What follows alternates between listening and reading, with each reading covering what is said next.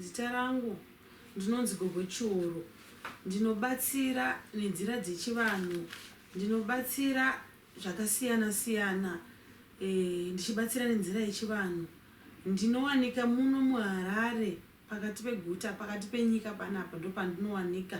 Ndiri muna Wallis Road muHarare paMandara. Ndapota musazonyeperwe nevanoda kusvibisa mazita evamwe. Pane vakawanda vari kuzama nepavanokwanisa kuti vasvibise zita iri kuburikidza nekuti vanoziva kuti basa riri kushandwa ende basa riri kuitwa. Saka vakuzama nepavanokwanisa.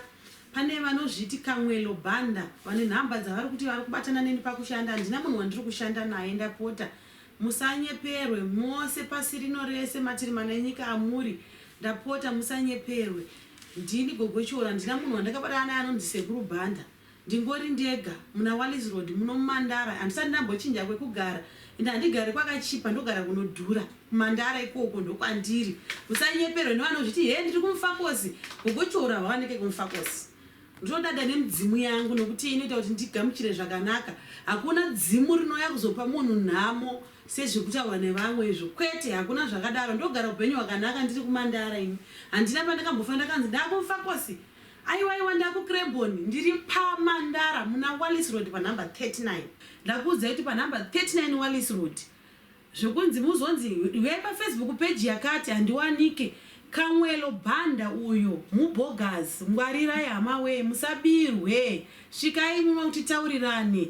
Ende kana muchinge masvika munototambirwa nemunhu anenge akapfeka uniform yakanzi GC kumirira Gogo Chihoro. Makaona munhu yeye achikutambira akapfeka uniform iyeyo ndiye chete muri muna Wallis panhamba 39 kwete pese pese.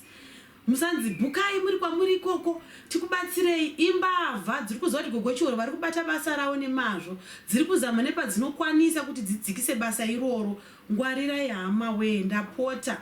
Musabatsirwe unzwi yepafoni tumira mari nditengezai sezvazvo zvikutaurwa nasekuru bhanda. Vari kuzviti sekuru bhanda handizivi kuti sekuru bhanda vapi asi vari kuzviti vanonzi sekuru bhanda. Vakabatana Gogo Chihoro pakushanda. Handina munhu wandakabatana naye ndapota.